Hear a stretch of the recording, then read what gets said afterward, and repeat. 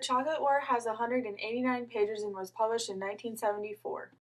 Robert Cormier was the author. He was born on January 17, 1925, in Leominster, Massachusetts.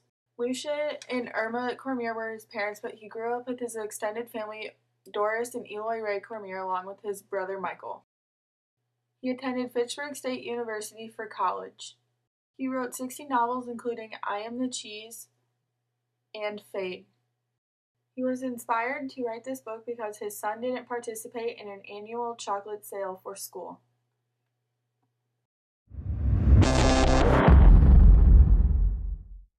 The time of the book was during the 1960s and the 1970s, and this is when President Kennedy was shot. The hippies were around, and the Vietnam War was taking place. Most of the book took place at Trinity High School, along with some scenes at Jerry's house.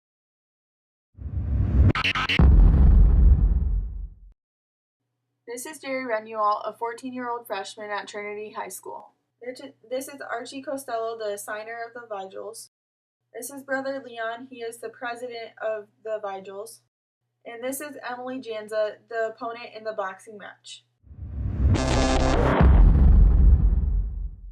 Okay, for the summary of the book, Jerry is a 14-year-old freshman at Trinity High School, and there's this group called the Vigils that basically runs the school, and they come up to him and ask him to sell some chocolates for them, and he refuses, and so they shake it off like it's nothing, and then a couple days later they ask him again, and he still refuses, and the students kind of look up to him as a hero for a short time because no one has ever refused the Vigils, and so everyone looks up to him as a hero, and so this made the Vigils mad because they run the school and they want to be the ones on top, and so since he refused, it made them really mad, and they signed him up for a boxing match against Emily Janza, who is the biggest and toughest bully in the school.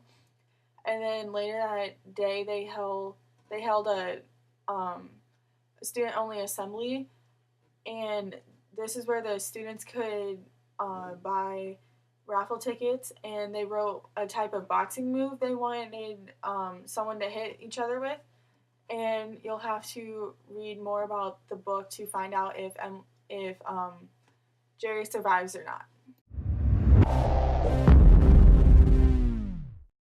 The first lesson I learned from the book was to disturb the universe. Jerry taught me how to do this because at Trinity High School, the Vigils had created a strong universe of that the world revolves around them and you have to obey them, but he disturbed the universe by standing up to them, and so he taught me to stand up for what I believe in. And the second lesson this book taught me was that people will do anything to anyone to keep their power.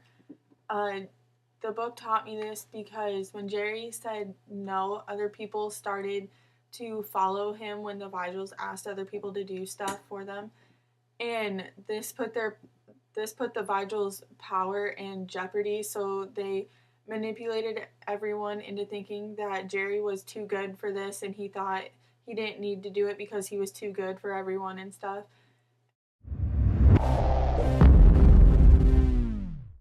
I liked this book because it was action-packed and it really shows how high schools can be, and I recommend this to mature middle schoolers and up. I think this book had such a big impact on the world because in the 1960s and the 1970s, bullying wasn't as recognized as it is today.